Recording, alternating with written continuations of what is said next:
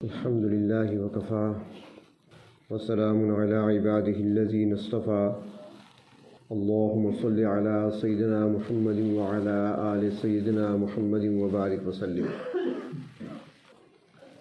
حدیث شریف میں آتا ہے نبی اکرم صلی اللہ علیہ وسلم جب فرض نماز کا سلام پھیرا کرتے تھے تو آپ صلی اللہ علیہ وسلم مختصر دعا ان الفاظ میں کیا کرتے تھے: اللہم انت السلام ومنک السلام تبارکت یا ذی الجلال والاکرام۔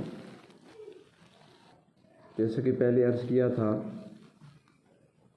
کہ بظاہر یہ چھوٹی چھوٹی دعائیں ہیں، بہت مختصر سے الفاظ ہیں، لیکن ان کے اندر جو ہمیں سکھایا گیا ہے مانگنے کے لیے، انسان کو اس دنیا کی زندگی میں راحت اور آرام کے لیے، زندگی گزارنے کے لیے اور زندگی کی ضروریات کو پورا کرنے کے لیے جن وسائل کی، جن اسباب کی اور جن چیزوں کی ضرورت پیش آتی ہے، ان مختصر دعاؤں میں وہ ساری بیان کر دی گئی ہیں۔ اللہم انت السلام، اس میں پروردگار عالم کا ایک صفاتی نام ہے سلام، یہ اللہ رب العزت کی اسماء مبارکہ میں سے ہے۔ السلام وہ ذات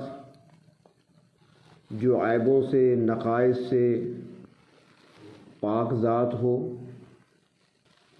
اور وہ اپنے افعال میں، اپنی صفات میں اور اپنی ذات میں باکمال ہو، اسی کو سلام کہتے ہیں۔ تو وہ ذات اللہ رب العزت کی ہے۔ حدیث شریف میں آتا ہے نبی اکرم صلی اللہ علیہ وسلم کے پاس ایک مرتبہ ہجرت سے قبل مکہ مکرمہ میں حضرت جبریل علیہ السلام حاضر ہوئے اور انہوں نے آ کر عرض کیا: یا رسول اللہ صلی اللہ علیہ وسلم، ابھی آپ کے پاس حضرت خدیجہ آنے والی ہیں جو آپ کی زوجہ محترمہ ہیں، اور ساتھ نشانی بتائی کہ ان کے ہاتھوں میں برتن ہوں گے، یعنی کھانے کے، وہ کوئی کھانا لے کر آ رہی ہیں، آپ کے پاس کھانے کی کوئی چیز لے کر آ رہی ہیں۔ تو جب وہ آ جائیں تو ان کو سلام آپ نے کہنے ہیں، اللہ کی طرف سے سلام لے کر میں آیا ہوں۔ جب حضرت خدیجہ رضی اللہ تعالیٰ عنہ تشریف لائیں تو حضور اکرم صلی اللہ علیہ وسلم نے انہیں سلام دیے۔ تو حضرت خدیجہ نے جواب میں فرمایا، کسی مدرسے میں نہیں پڑھا تھا انہوں نے، لیکن اللہ رب العزت نے کتنی ذہانت دی تھی ان کو، اس وقت کی فقیہہ انہیں کہا جا سکتا ہے۔ انہوں نے فوراً کہا: ان اللہ هو السلام ومنہ السلام۔ یہ نہیں کہا کہ اللہ تعالیٰ نے سلام بھیجے ہیں تو اللہ تعالیٰ کے لیے بھی سلامتی ہو، نہیں، هو السلام، اللہ کی ذات تو وہ ہے کہ وہ خود سلام ہے، ومنہ السلام، اور اسی کی طرف سے سلامتی آتی ہے، وعلی جبرائیل السلام، اور جبریل علیہ السلام پر سلامتی ہو۔ ان کا جواب الگ دیا، ان کا جواب الگ دیا۔ تو سلام اللہ تبارک و تعالیٰ کا نام ہے، اور ہمیں اس دنیا میں سلامتی چاہیے۔ امن اور سلامتی یہ لفظ تو عام ہے، آپ سنتے رہتے ہیں، اور امن سلامتی ایسی چیز ہے کہ اگر دیکھا جائے قرآن حکیم کا مطالعہ کرنے سے پتہ چلتا ہے، اور انبیاء علیہ السلام کی زندگیوں کو دیکھنے سے پتہ چلتا ہے کہ امن اور سلامتی ایسی چیز ہے جو کھانے سے بھی زیادہ اہم ہے۔ حالانکہ کھانا انسانی زندگی کے لیے ضروری ہے، انسان کو زندہ رہنے کے لیے خوراک چاہیے، لیکن امن اور سلامتی کو فوقیت دی گئی ہے، اور اس کا ثبوت ملتا ہے قرآن حکیم میں کہ حضرت ابراہیم علیہ السلام جب اللہ کے حکم پر اپنے لخت جگر حضرت اسماعیل علیہ السلام کو اور اپنی زوجہ حضرت ہاجرہ کو وادی غیر ذی زرع میں چھوڑ کر جا رہے تھے، مکہ مکرمہ جہاں پر شہر آباد ہے وہاں کچھ نہیں تھا، کوئی سبزہ نہیں تھا، کوئی درخت نہیں تھا، کچھ بھی نہیں تھا، کالے پہاڑوں کی سرزمین تھی۔ تو وہاں پر اپنے شیرخوار بچے کو چھوڑا، اپنی زوجہ کو چھوڑا، اور جب نظروں سے اوجھل ہوئے پہاڑی کے پیچھے آ کر کھڑے ہوئے تو دعا کے لیے ہاتھ اٹھائے اور دعا کیا کی، فرمایا اللہم اجعل ھذا البلد آمنا، اے پروردگار یہاں پر شہر آباد کرنے کے لیے بچے اور بیوی کو تو میں چھوڑ کر جا رہا ہوں، اے میرے پروردگار اب ان کو امن نصیب فرما دے۔ اور پھر اس کے بعد فرمایا وارزقھم من الثمرات، اور پھر ان کو پھلوں کے ذریعے سے روزی دینا۔ تو روزی کا ذکر بعد میں ہے، امن کا ذکر پہلے ہے، سلامتی پہلے، امن پہلے، روزی بعد میں۔ کتنی اہم چیز ہے۔ تو سلام، سلامتی، اور یہ ایک ایسا اسم ہے اگر اس کو دیکھا جائے کہ سلامتی کیا چیز ہے، تو ہر انسان کے لیے 3 دن بڑی وحشت کے ہوتے ہیں۔ انسان کے لیے 3 دن بڑے اہمیت کے حامل ہیں، بڑی وحشت کا دن ہے، اور یہ 3 دن ایسے ہیں کہ انسان ایک عالم سے دوسرے عالم کی طرف منتقل ہوتا ہے۔ مثلا پہلے انسان کا وجود بنا ماں کے پیٹ میں، ماں کے پیٹ میں انسان کا جسم تیار ہوا، پہلے عالم ارواح میں تھا، جسم نہیں تھا، وجود نہیں تھا، صرف روح تھی۔ اب روح اور جسم اکٹھے ہوئے، ماں کے پیٹ میں انسان آیا، وہاں پر اس نے اپنا وقت پورا کیا، مدت پوری کی، 8 مہینے، 9 مہینے، 10 مہینے وہاں پہ پورے کیے۔ اب وہ ماں کے پیٹ سے عالم دنیا کی طرف آ رہا ہے، عالم بطن سے عالم دنیا کی طرف آ رہا ہے۔ تو یہ دن اس کے لیے بڑی اہمیت کا حامل ہے، کیونکہ جہاں وہ پہلے تھا وہاں تک جنات کی رسائی نہیں تھی، وہاں پر کسی شرپسند کی رسائی نہیں تھی، وہاں پر کوئی نقصان دینے والا، اسے ڈرانے والا، خوف زدہ کرنے والا کوئی نہیں تھا، وہاں اس کے لیے امن ہی امن تھا۔ لیکن اب دنیا کی طرف آ رہا ہے، یہ دن بڑا اہم ہے کہ یہاں پر آگے اس کو شر بھی سامنے آئے گا، شیاطین بھی سامنے آئیں گے، آگے اس نے اپنے ایمان کو بھی بچانا ہے، اب ایک نئی زندگی میں وہ قدم رکھ رہا ہے، تو یہاں پر اس نے اپنے رب کو راضی بھی کرنا ہے۔ تو یہ دن بڑی اہمیت کا حامل ہے۔ دوسرا دن انسان کے لیے سب سے اہم دن وہ ہوتا ہے کہ جب انسان اس دنیا کے عالم کو چھوڑ کر آخرت کی طرف سفر کرتا ہے، یعنی موت کا وقت آتا ہے۔ اب اس کو وہ چیزیں نظر آنے لگتی ہیں جو اس سے پہلے اس نے کبھی نہیں دیکھی تھی۔ فرشتے نظر آنے لگ جاتے ہیں، دنیا کی زندگی میں کبھی فرشتے کو نہیں دیکھا تھا، اب فرشتے نظر آنے لگے، اب وہ عذاب و ثواب والے فرشتے بھی نظر آنے لگے، آگے اب قبر کی منزل بھی اس کو نظر آنے لگی، جو اعمال اس نے آگے بھیجے تھے اب وہ اس کو نظر آنے لگے، ان کو اللہ نے شکلیں عطا فرما دی، تلاوت کیا کرتا تھا وہ سامنے آ رہی ہے، ذکر و اذکار تھا تو وہ سامنے آ رہا ہے، وہ اگر رات کو سورۃ ملک پڑھا کرتا تھا تو وہ اس کے سامنے آ رہی ہے۔ تو یہ ساری چیزیں اب دیکھ رہا ہے جو اس سے پہلے اس نے نہیں دیکھی تھی۔ تو یہ دن انسان کے لیے بڑی اہمیت کا حامل ہے۔ اور تیسرا دن انسان کے لیے بڑا اہم ہوگا جب انسانوں کو دوبارہ زندگی دے کر میدان حشر کی طرف لایا جائے گا۔ یہ 3 دن بڑی اہمیت کے ہیں۔ اب اللہ تبارک و تعالیٰ نے جن پر انعام کیا اس کا تذکرہ، ان میں سے ایک کا تذکرہ کرتے ہیں قرآن پاک میں۔ انعام یافتہ بندے تو بہت سارے ہیں، انبیاء علیہ السلام پر اللہ نے انعام فرمایا، صدیقین پر انعام فرمایا، شہداء پر انعام فرمایا، صالحین پر انعامات ہیں، لیکن ایک کا تذکرہ اللہ تعالیٰ فرماتے ہیں۔ اور ان 3 اہم دنوں میں جو خاص لفظ استعمال فرمایا ہے وہ لفظ سلامتی کا استعمال فرمایا ہے، وہ حضرت یحییٰ علیہ السلام سے متعلق ہے۔ قرآن حکیم میں ارشاد فرمایا کہ سلام علیہ یوم ولد و یوم یموت و یوم یبعث حیا۔ ان 3 دنوں میں ان کے لیے سلامتی ہے، جس دن وہ پیدا ہوئے، جس دن ان کو موت آئے گی، اور جس دن دوبارہ میدان حشر کی طرف لائے جائیں گے، اٹھائے جائیں گے قبروں سے۔ ان تینوں دنوں میں ان کے لیے سلامتی ہے۔ اور یہ سلامتی اور سلام یہ اتنا اہم ہے کہ قرآن حکیم میں ارشاد فرمایا کہ واللہ یدعو الی دار السلام، کہ اللہ تبارک و تعالیٰ تمہیں سلامتی والے گھر کی طرف بلاتے ہیں۔ یدعو تمہیں بلاتے ہیں، دعوت دیتی ہیں، وہ کس طرف؟ الی دار السلام، سلامتی والا گھر، اور سلامتی والا گھر کون سا ہے؟ اسے جنت کہا جاتا ہے۔ اللہ تبارک و تعالیٰ دعوت دیتے ہیں جنت کی طرف۔ تو اب دیکھیں کہ سلامتی ہے کیا چیز، کہ دنیا میں ہمیں حکم دیا گیا کہ ایک دوسرے سے ملو تو کہو السلام علیکم، اور اللہ تعالیٰ دعوت دیتے ہیں جس گھر کی طرف تو اسے بھی سلامتی والا گھر کہا گیا، دار السلام کہا گیا۔ اور جنت میں جب آپس میں ملیں گے اور فرشتے آئیں گے وہاں پر ملاقات کریں گے تو وہ کیا ہوگا؟ فرمایا وہ بھی لفظ سلام کا استعمال کریں گے، سلام علیکم یا السلام علیکم وہاں پر کہا جائے گا۔ اور جنت میں جب داخلہ ملے گا تو وہ بھی فرمایا کہ سلامتی کے ساتھ ہوگا۔ اور پروردگار عالم کی طرف سے جب بندوں پر مزید انعام جنت میں ہوگا، فرمایا سلام قولا من رب رحیم، تو سلام ہی ہوگا۔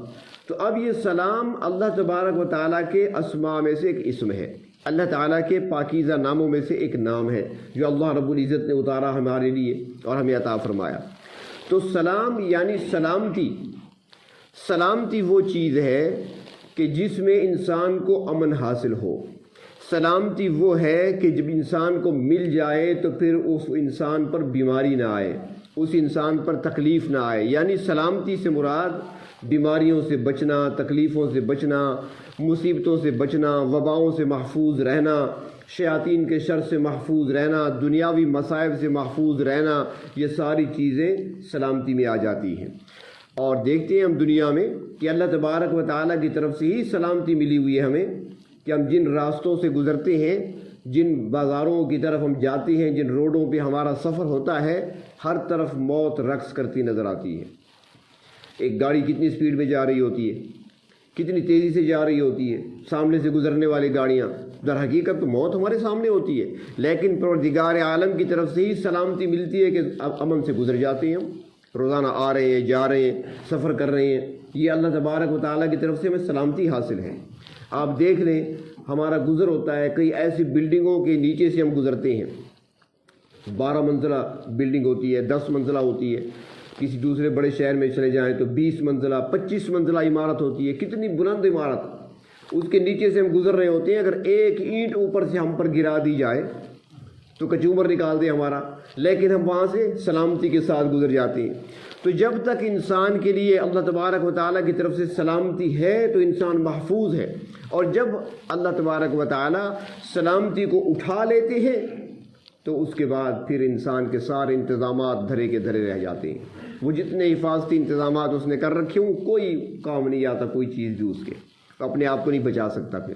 تو یہ سلامتی ہے۔ ہم دیکھ لیں دنیا میں کتنی چیزیں ہمارے نقصان دہ، ہمارے نقصان کا باعث ہیں۔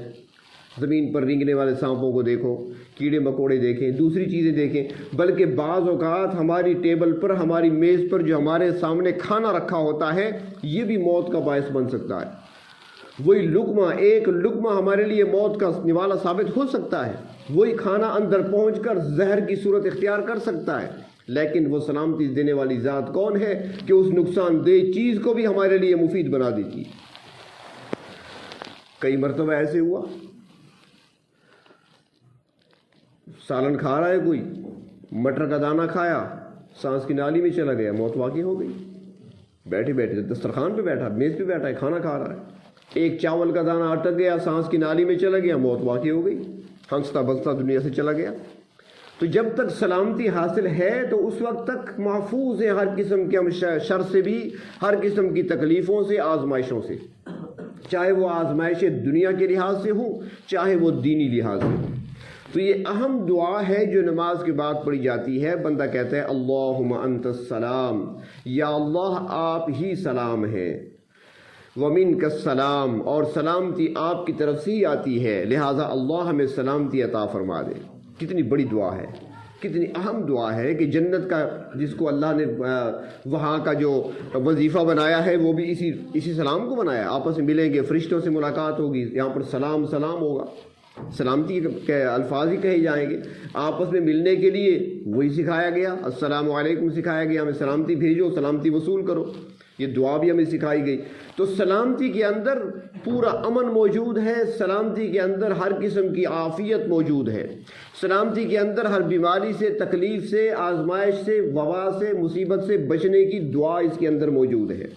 تو بندہ جب ہاتھ اٹھاتا ہے اللہم انت السلام ومنک السلام، یا اللہ آپ کی ذات ہی سلام ہے اور جو سلامتی ہوتی ہے وہ آپ کی طرف سے ہی آیا کرتی ہے، لہذا ہمیں سلامتی عطا فرما دے۔ یہاں پر کچھ کلمات کا اضافہ بھی کیا جاتا ہے، وَإِلَيْكَ يَرْجِعُ السَّلَامُ حَيِّنَا بِالسَّلَامِ وَادْخِلْنَا دَارَ السَّلَامِ۔ یہ کلمات معنی کے لحاظ سے تو ٹھیک ہے کہ ساری سلامتی اللہ کی طرف سے ہے اور ساری سلامتی اللہ کی طرف ہی لوٹتی ہے۔ حینا بالسلام، اللہ ہمیں زندگی عطا فرما، ایسی زندگی جو سلامتی والی زندگی ہو۔ وادخلنا دار السلام، ہمیں سلامتی والے گھر میں داخل فرما دیجئے۔ تو دعا تو ٹھیک ہے لیکن حدیث سے ثابت نہیں ہے۔ میں نے پہلے عرض کیا کہ برکت اسی میں ہوگی جو ثابت ہوگی اللہ کے محبوب سے، ورنہ ان سے اگر ثابت نہ ہو وہ چاہے جتنے اچھے کلمات ہوں آپ ویسے پڑھیں، ویسے بطور دعا کے آپ پڑھ سکتے ہیں، منع نہیں ہے، لیکن نماز کے بعد جو دعا پڑھتے ہیں تو اس وقت جو اللہ کے محبوب نے جو کلمات کہے ہیں اسی کے اندر ہی خیر و برکت ہوگی۔ اور آپ صلی اللہ علیہ وسلم سے جو منقول ہے، جو احادیث مبارکہ میں آتا ہے، وہ اتنا ہی آتا ہے کہ آپ نے فرمایا اللہم انت السلام ومنک السلام تبارکت یا ذا الجلال والاکرام، بس یہ حدیث شریف میں آتا ہے۔ تو مختصر سی دعا ہے، اللہ تبارک و تعالیٰ سے سلامتی مانگ لیا کریں۔ اللہ تعالیٰ کے ناموں کے اندر بڑی تاثیر ہے۔ ہمارے استاد محترم فرمایا کرتے تھے، شیخ الحدیث و تفسیر حضرت مولانا علاء الدین صاحب رحمۃ اللہ علیہ، بڑی شخصیت تھے، بڑا نام تھا، لیکن میں اکثر کہا کرتا ہوں ہماری بد نصیبی ہے کہ ہم اکثر لوگوں کو پہچانتے ہیں مرنے کے بعد، پھر افسوس کرتے ہیں لیکن ہاتھ پہ کچھ نہیں آتا۔ ان کا بڑا مقام تھا، بڑا مرتبہ تھا، یہ ان سے پوچھیں جو ان کے قریب رہے ہیں، جنہوں نے ان کے شب و روز دیکھے ہیں، حدیث شریف سے ان کو کتنا پیار تھا، کتنی محبت تھی۔ ایک مرتبہ میری حاضری ہوئی مدرسے میں، حضرت سے ملاقات کے لیے حاضر ہوا تو پٹی بندھی ہوئی تھی آنکھ پہ،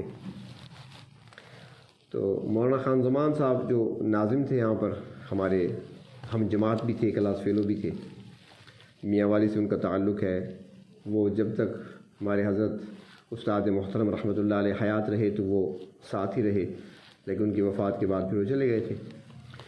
تو بیٹھے ہوئے تھے، ساتھ ہی ناظم تھے، تو میں نے پوچھا مولانا کیا ہوا، حضرت نے آج پٹی باندھ رکھی ہے، کل تو ٹھیک تھے۔ تو مجھے بتانے لگے کہ بات یہ ہوئی کہ حضرت صبح گئے نا مسجد صفیں بچھانے، عمر 100 سال کے قریب تھی اور آخری عمر میں بھی مسجد کی صفیں خود بچھایا کرتے تھے، چٹائیاں، اور صبح کی اذان سے پہلے ان کی عادت شریفہ تھی۔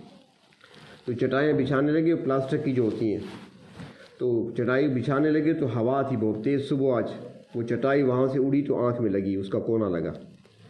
تو استاد صاحب نے پرواہ نہیں کی، بہرحال صبح کی نماز پڑھ لی۔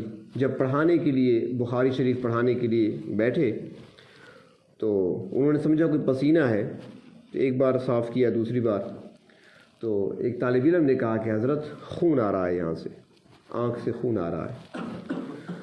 تو فرمایا ٹھیک ہے، میں تو سمجھا پسینہ ہے۔ تو بھارت اور وہاں سے سبق مکمل کیا، اس کے بعد وہ کہنے لگے ہم پتہ چلا، تو ہم نے کہا چلیں ڈاکٹر کے پاس، تو ڈاکٹر کے پاس لے کے انہوں نے پٹی باندھ دی۔ اب حضرت ایسے ٹیک لگا کر بیٹھے ہیں، ایک آنکھ پہ پٹی ہے۔ بہرحال خیریت میں نے پوچھی، اور میں نے پوچھا مولانا خان زمان سے کہ کتنے دن کے لیے، انہوں نے کہا 3 دن کے بعد، تیسرے دن پٹی کھلے گی۔ میں دوسرے دن دوبارہ صبح چلا گیا عیادت کے لیے، میں گیا تو استاد صاحب کتاب لیے بیٹھے ہیں، مطالعہ کر رہے ہیں، پٹی وغیرہ کچھ نہیں ہے۔ میں سامنے بیٹھ گیا تو جب کتاب سے نظر اٹھائی تو ان کی میں ایک اور کرامت بھی بتاؤں آپ کو، یقین جانیے مسند پہ بیٹھا ہوں۔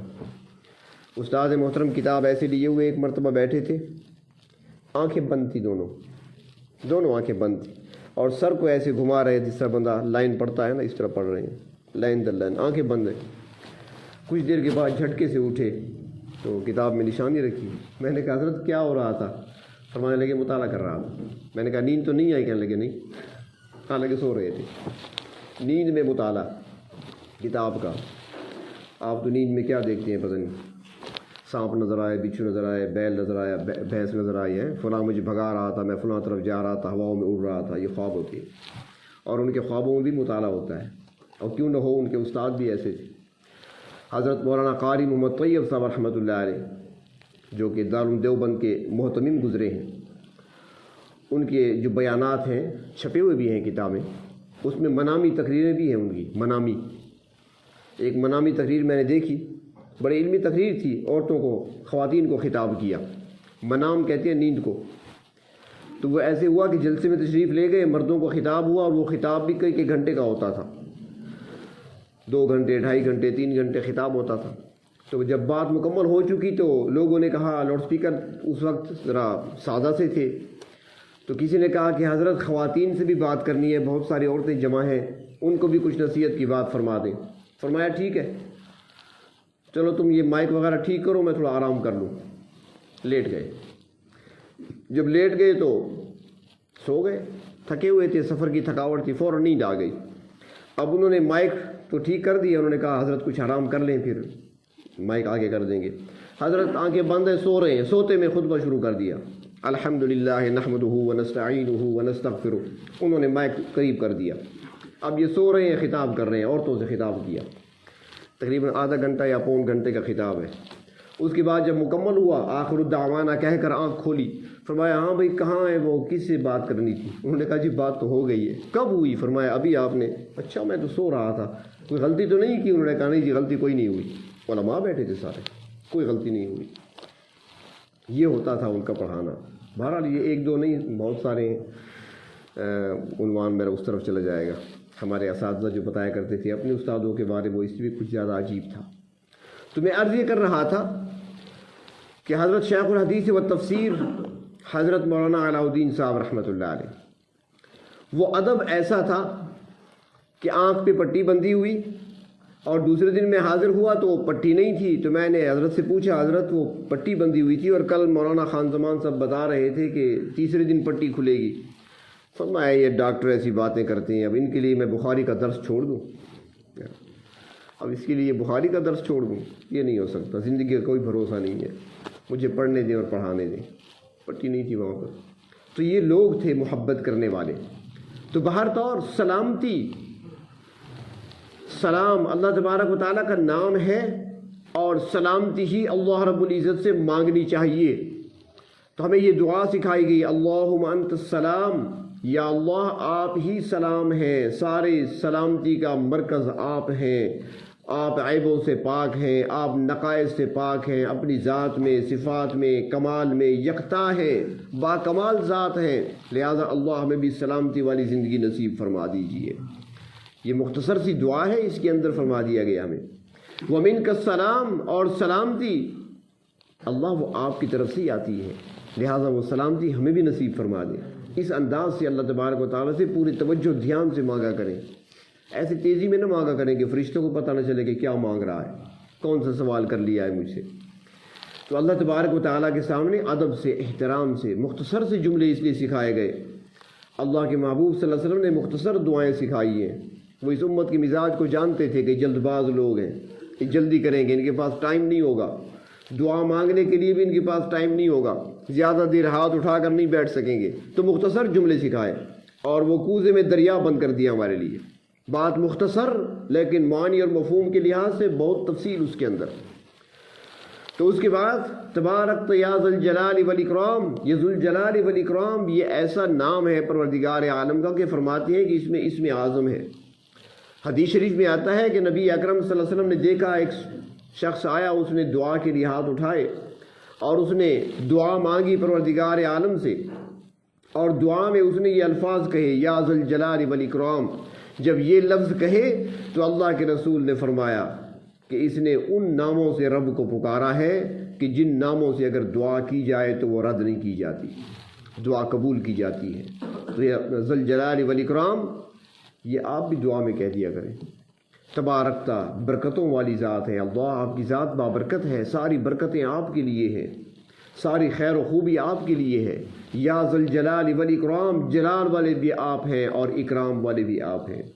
فرمایا کہ جلال میں اشارہ کر دیا زندگی، یعنی دنیا کی زندگی کی فنا کی طرف، کہ دنیا فانی ہے، یہ باقی رہنے والی نہیں ہے، اس نے ختم ہونا ہے ایک دن۔ اور اکرام، اور فرمایا کہ اس میں اشارہ کر دیا آخرت کی طرف، کہ وہاں پر اللہ تبارک و تعالیٰ اپنے نیکوکار بندوں کا اکرام فرمائیں گے، ان کو انعامات سے نوازیں گے۔ تو ایک چھوٹی سی دعا کے اندر بہت ساری باتیں جمع ہیں، پوری تفصیل اس کے اندر ہے، اور جب بندے کو سلامتی مل جاتی ہے تو وہ ہر طرف سے امن میں آ جاتا ہے، پھر اسے خوف نہیں رہتا ہے، نہ اسے بھوک کا خوف رہتا ہے، نہ اسے پیاس کا خوف رہتا ہے، نہ اسے کسی اور چیز کا خوف رہتا ہے، کیونکہ اللہ تبارک و تعالیٰ اس کو سلامتی عطا فرما دیتے ہیں۔ اللہ رب العزت بھوک سے پاک ہے، خوف سے پاک ہے، پیاس سے پاک ہے، نیند سے پاک ہے، ہر عیب اور نقص سے پاک ہے۔ تو جب بندہ اللہ تعالیٰ سے سلامتی مانگ لیتا ہے اور اللہ تبارک و تعالیٰ جس کو سلامتی عطا فرما دیتے ہیں، پھر اس پر بھوک کبھی نہیں آئے گی۔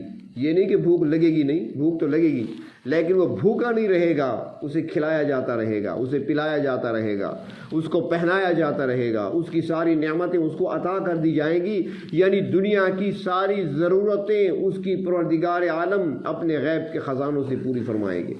وہ پھر کسی کا محتاج نہیں رہے گا، اسے محتاجی نہیں رہے گی، بلکہ اللہ تبارک و تعالیٰ اس کو غنا عطا فرما دیں گے، غنی کر دیں گے اسے۔ تو اس لیے یہ چھوٹی چھوٹی جو دعائیں ہیں ان کو پوری توجہ اور دھیان سے پڑھا کریں۔ تو جو میں اصل بات عرض کر رہا تھا اپنے استاد محترم کی یاد ہے؟ بس حال تو یہی ہے نا، آپ اللہ تعالیٰ سے جب سلامتی مانگیں تو ساتھ حافظے کی سلامتی بھی مانگا کریں، جسمانی ساری سلامتی مانگیں، حافظے کی سلامتی بھی مانگیں تاکہ ہمارا حافظہ بھی قوی ہو۔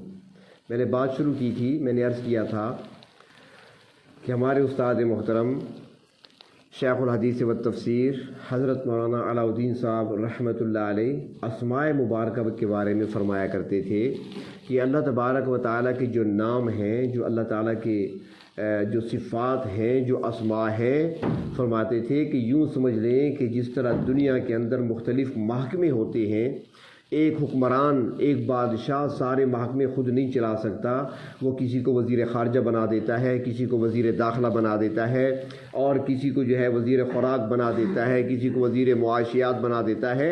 اللہ تبارک و تعالیٰ سارا نظام خود چلا سکتے ہیں، اس کی بادشاہت بڑی مضبوط ہے، اللہ تعالیٰ محتاج نہیں ہے کسی کی، نہ اللہ تعالیٰ کو کسی معاون کی ضرورت ہے۔